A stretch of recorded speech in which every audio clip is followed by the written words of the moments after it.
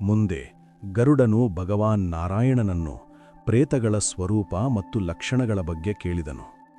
ಪ್ರೇತಗಳ ದೇಹಗಳು ಗಾಳಿಯಂತೆ ಕಾಣದವು. ಅವು ಹಸಿವು ಮತ್ತು ಬಾಯಾರಿಕೆಯಿಂದ ಬಳಲುತ್ತಾ ಮನೆಗಳಿಗೆ ಬಂದು ತಮ್ಮ ಸಂಬಂಧಿಕರನ್ನು ಭೇಟಿಯಾಗುತ್ತವೆ. ಕೆಲವು ಕನಸುಗಳ ಮೂಲಕ ಪ್ರೇತಗಳ ಪ್ರಭಾವವನ್ನು ತಿಳಿಯಬಹುದು. ಸರಪಳಿಗಳಲ್ಲಿ ಬಂಧಿತರಾಗಿ ಅಥವಾ ಆಹಾರಕ್ಕಾಗಿ ಬೇಡಿಕೊಳ್ಳುತ್ತಿರುವ ಕನಸುಗಳು, ಆಕಾಶದಲ್ಲಿ ಹಾರುತ್ತಿರುವ ಭಾವನೆ, ಇವು ಪ್ರೇತ ಪೀಡೆಯ ಲಕ್ಷಣಗಳಾಗಿರಬಹುದು.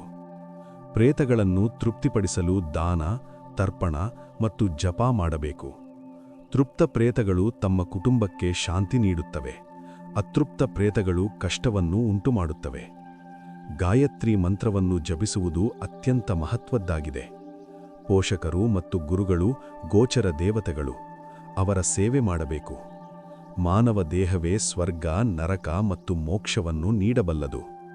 ಪಾಪಗಳ ಕಾರಣದಿಂದ ಪ್ರೇತ ಯೋನಿಯನ್ನು ಪಡೆಯುತ್ತಾರೆ. ಧರ್ಮಸ್ಥಳಗಳನ್ನು ಹಾಳು ಮಾಡುವವರು, ದುರಾಸೆಯಿಂದ ಪ್ರಕೃತಿಯನ್ನು ನಾಶ ಮಾಡುವವರು ಪ್ರೇತ ಲೋಕವನ್ನು ಪಡೆಯುತ್ತಾರೆ. ಆದರೆ ದಾನ, ತಪಸ್ಸು ಮತ್ತು ಧರ್ಮಾಚರಣೆಯಿಂದ ಈ ಪಾಪಗಳಿಂದ ಮುಕ್ತಿ ಪಡೆಯಬಹುದು. ಅಂತಹ ಕೃತ್ಯಗಳನ್ನು ಯಾರು ಮಾಡುತ್ತಾರೆ ಮತ್ತು ಅವರು ಹೇಗೆ ವರ್ತಿಸಬೇಕು? ಗರುಡನ ಈ ಪ್ರಶ್ನೆಗೆ ಉತ್ತರವಾಗಿ ಭಗವಾನ್ ನಾರಾಯಣನು ಹೇಳಿದನು, ಕರ್ಮದ ಪ್ರಭಾವದಿಂದ ಅಂತಿಮ ಕ್ಷಣ ಸಮೀಪಿಸಿದಾಗ ಒಬ್ಬ ವ್ಯಕ್ತಿಯು ತುಳಸಿ ಗಿಡದ ಬಳಿ ಹಸಿವಿನ ಸಗಣಿಯಿಂದ ವೃತ್ತವನ್ನು ಮಾಡಬೇಕು. ನಂತರ ಎಳ್ಳುಗಳನ್ನು ಹರಡಿ ಕುಶ ಹುಲ್ಲಿನಿಂದ ಆಸನವನ್ನು ಸಿದ್ಧಪಡಿಸಬೇಕು. ಆ ಬಳಿಕ ಶಾಲಿಗ್ರಾಮ ಶಿಲೆಯನ್ನು ಸ್ಥಾಪಿಸಬೇಕು. ಏಕೆಂದರೆ ತುಳಸಿ ಗಿಡದ ನೆರಳಿರುವ ಸ್ಥಳದಲ್ಲಿ ಮರಣದಿಂದ ಮುಕ್ತಿ ಲಭಿಸುತ್ತದೆ. ತುಳಸಿ ಗಿಡವಿರುವ ಮನೆಯಲ್ಲಿ ಯಮರಾಜನ ಪ್ರವೇಶವಿರುವುದಿಲ್ಲ. ತುಳಸಿ ಎಲೆಯನ್ನು ಬಾಯಲ್ಲಿ ಇಟ್ಟುಕೊಂಡು ಜೀವ ತ್ಯಜಿಸುವ ವ್ಯಕ್ತಿಯು ಮಕ್ಕಳಿಲ್ಲದಿದ್ದರೂ ವಿಷ್ಣು ಲೋಕವನ್ನು ಪಡೆಯುತ್ತಾನೆ. ಎಳ್ಳು ಬೀಜಗಳು ಭಗವಂತನ ಬೆವರಿನಿಂದ ಉತ್ಪತ್ತಿಯಾಗಿವೆ ಎಂದು ಹೇಳಲಾಗುತ್ತದೆ. ಆದ್ದರಿಂದ ಅವು ಪವಿತ್ರವಾಗಿವೆ. ಕುಶಹುಲ್ಲಿನ ಮೂಲದಲ್ಲಿ ಬ್ರಹ್ಮ, ಮಧ್ಯದಲ್ಲಿ ಜನಾರ್ದನ ಮತ್ತು ಮುಂಭಾಗದಲ್ಲಿ ಶಂಕರ ವಾಸವಿರುತ್ತಾರೆ ಎಂದು ನಂಬಲಾಗಿದೆ. ಆದ್ದರಿಂದ ಕುಶ, ಅಗ್ನಿ, ಬ್ರಾಹ್ಮಣ ಮತ್ತು ಹಸು ಇವುಗಳನ್ನು ಪುನಃ ಪುನಃ ಬಳಸಿದರೂ ಅವು ಅಶುದ್ಧವಾಗುವುದಿಲ್ಲ. ಇವು ನಿರ್ಮಲವಾಗಿವೆ. ಒಬ್ಬ ವ್ಯಕ್ತಿಯನ್ನು ಹಸಿವಿನ ಸಗಣಿಯಿಂದ ಲೇಪಿತವಾದ ಸ್ಥಳದಲ್ಲಿ ಮಲಗಿಸಬೇಕು. ಅವನನ್ನು ಹಾಸಿಗೆಯಿಂದ ಕೆಳಗಿಳಿಸಿ ನೆಲದ ಮೇಲೆ ಮಲಗಿಸುವುದು ಅಗತ್ಯ. ಏಕೆಂದರೆ ರಾಕ್ಷಸರು ಮತ್ತು ಪ್ರೇತಗಳು ಹಾಸಿಗೆಯಲ್ಲಿರುವನ ಮೇಲೆ ದಾಳಿ ಮಾಡಬಹುದು ಎಂಬ ನಂಬಿಕೆಯಿದೆ. ಅದರ ನಂತರ ಸಾಯುತ್ತಿರುವ ವ್ಯಕ್ತಿಯನ್ನು ಲೇಪಿತ ನೆಲದ ಮೇಲೆ ಮಲಗಿಸಿ ಅವನ ಬಾಯಲ್ಲಿ ಚಿನ್ನ ಅಥವಾ ರತ್ನಗಳನ್ನು ಇಡಬೇಕು. ನಂತರ ಅವನಿಗೆ ಚರಣಾಮೃತವನ್ನು ಕುಡಿಯಲು ನೀಡಬೇಕು. ಏಕೆಂದರೆ ಶಾಲಿಗ್ರಾಮ ಶಿಲೆಯಿಂದ ಸ್ಪರ್ಶಿತವಾದ ಒಂದು ಹನಿ ನೀರನ್ನು ಸೇವಿಸಿದರೂ ಪಾಪಗಳು ನಾಶವಾಗುತ್ತವೆ. ನಂತರ ಗಂಗಾಜಲವನ್ನು ಕೊಡಬೇಕು. ಏಕೆಂದರೆ ಗಂಗಾಜಲವು ಎಲ್ಲಾ ತೀರ್ಥಯಾತ್ರೆಗಳ ಫಲವನ್ನು ನೀಡುತ್ತದೆ. ಓ ಗರುಡ, ಹತ್ತಿ ಬೆಂಕಿಯಲ್ಲಿ ಸುಡುವಂತೆ ಗಂಗಾಜಲವು ಪಾಪಗಳನ್ನು ನಾಶ ಮಾಡುತ್ತದೆ. ನದಿಯಲ್ಲಿ ಸ್ನಾನ ಮಾಡುವುದರಿಂದ ಶುದ್ಧತೆ ಲಭಿಸುವಂತೆ ಗಂಗೆಯನ್ನು ನೋಡುವುದರಿಂದಲೂ ಮತ್ತು ಅದರ ಹೆಸರನ್ನು ಜಪಿಸುವುದರಿಂದಲೂ ಶುದ್ಧತೆ ಲಭಿಸುತ್ತದೆ. ಸಾವಿನ ಸಮಯದಲ್ಲಿ ಗಂಗಾಜಲವನ್ನು ಕುಡಿಯುವ ಮತ್ತು ಗಂಗೆಯ ಹೆಸರನ್ನು ಉಚ್ಚರಿಸುವ ವ್ಯಕ್ತಿಯು ವಿಷ್ಣು ಲೋಕವನ್ನು ಪಡೆಯುತ್ತಾನೆ ಮತ್ತು ಮೋಕ್ಷವನ್ನು ಹೊಂದುತ್ತಾನೆ. ಆದ್ದರಿಂದ ಗಂಗೆಯ ಧ್ಯಾನ ಬಹಳ ಮುಖ್ಯ. ಶ್ರೀಮದ್ ಭಗವದ್ಗೀತೆಯ ಪಾಠವನ್ನು ಕೇಳುವುದರಿಂದಲೂ ಮೋಕ್ಷ ಲಭಿಸುತ್ತದೆ. ವೇದಗಳು ಮತ್ತು ಉಪನಿಷತ್ತುಗಳನ್ನು ಪಠಿಸುವುದು ಮತ್ತು ಶಿವ ಮತ್ತು ವಿಷ್ಣುವಿನ ಸ್ತೋತ್ರಗಳನ್ನು ಜಪಿಸುವುದರಿಂದ ಮರಣಾನಂತರ ಮುಕ್ತಿ ಸಿಗುತ್ತದೆ. ಮರಣದ ಸಮಯದಲ್ಲಿ ಒಬ್ಬ ವ್ಯಕ್ತಿಯು ಉಪವಾಸವನ್ನು ಆಚರಿಸಿ ಮನಸ್ಸಿನಲ್ಲಿ ತ್ಯಾಗಭಾವವನ್ನು ಹೊಂದಬೇಕು. ಇಂತಹ ವ್ಯಕ್ತಿಗೆ ಮರುಜನ್ಮವಿರುವುದಿಲ್ಲ. ಈ ರೀತಿಯಾಗಿ ಸದ್ಗುಣಶೀಲರ ಆತ್ಮವು ಮೇಲಿನ ದ್ವಾರದಿಂದ ನಿರ್ಗಮಿಸುತ್ತದೆ. ಸದ್ಗುಣಶೀಲರು ತಮ್ಮ ಆತ್ಮವನ್ನು ಬಾಯಿ, ಕಣ್ಣು, ಮೂಗು ಮತ್ತು ಕಿವಿಗಳ ಮೂಲಕ ಬಿಡುತ್ತಾರೆ. ಯೋಗಿಗಳು ತಮ್ಮ ಆತ್ಮವನ್ನು ಬ್ರಹ್ಮರಂಧ್ರದ ಮೂಲಕ ಬಿಡುತ್ತಾರೆ.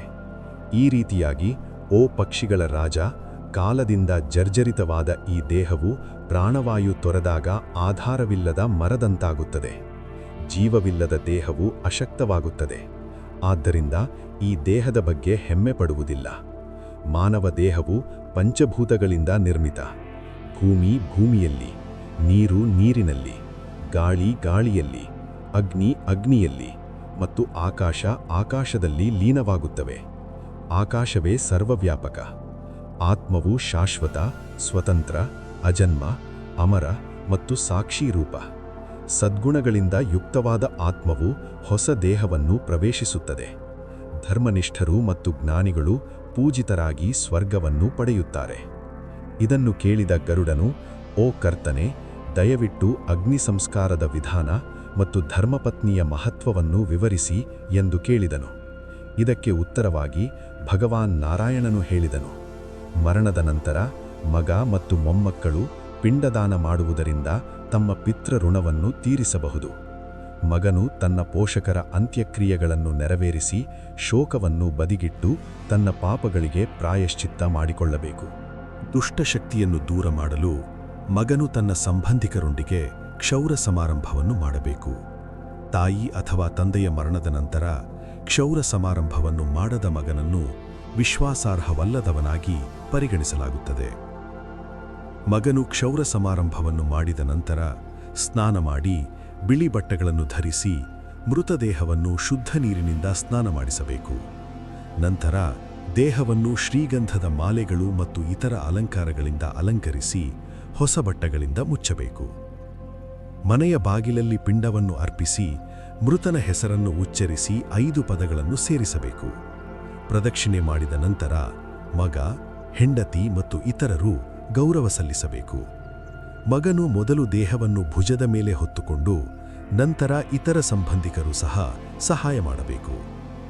ತಂದೆಯನ್ನು ಭುಜದ ಮೇಲೆ ಹೊತ್ತು ಶ್ಮಶಾನಕ್ಕೆ ಕರೆದೊಯ್ಯುವ ಮಗನಿಗೆ ಅಶ್ವಮೇಧ ಯಜ್ಞದ ಸಮಾನ ಫಲ ಸಿಗುತ್ತದೆ ಮತ್ತು ತಂದೆಯ ಋಣದಿಂದ ಮುಕ್ತನಾಗುತ್ತಾನೆ.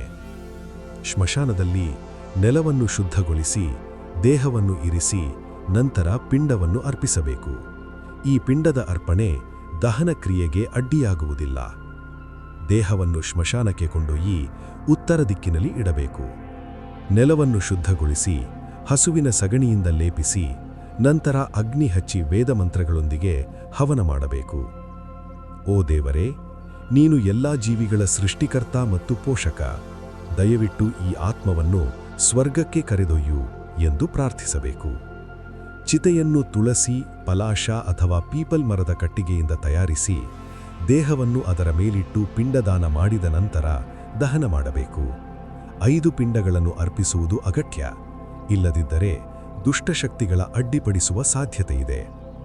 ಪಂಚಕ ಸಮಯದಲ್ಲಿ ದಹನ ಕ್ರಿಯೆ ಮಾಡಬಾರದು, ಆದರೆ ಅದಕ್ಕೆ ಪರಿಹಾರ ವಿಧಾನಗಳಿವೆ. ಕುಶಹುಲ್ಲಿನಿಂದ 4 ಪ್ರತಿಮೆಗಳು ಮಾಡಿ ಮಂತ್ರಗಳಿಂದ ಪವಿತ್ರಗೊಳಿಸಿ ಹವನ ಮಾಡುವ ಮೂಲಕ ಶಾಂತಿ ವಿಧಿಯನ್ನು ನೆರವೇರಿಸಬೇಕು.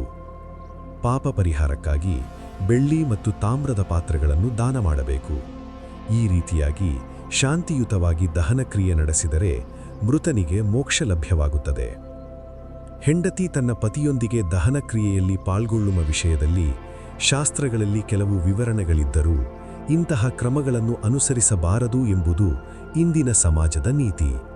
ಇದು ಕೇವಲ ಪೌರಾಣಿಕ ವಿವರಣೆ ಎಂದು ಗಮನಿಸಬೇಕು. ದಹನದ ನಂತರ ಮಗ ಮತ್ತು ಕುಟುಂಬದವರು ಸ್ನಾನ ಮಾಡಿ ಮೃದನ ಹೆಸರು ಮತ್ತು ಗೋತ್ರವನ್ನು ಉಚ್ಚರಿಸಿ ಪ್ರಾರ್ಥಿಸಬೇಕು. ಮುಂದಿನ ದಿನ ಮನೆಯಲ್ಲಿ ಊಟ ಮಾಡಬಾರದು.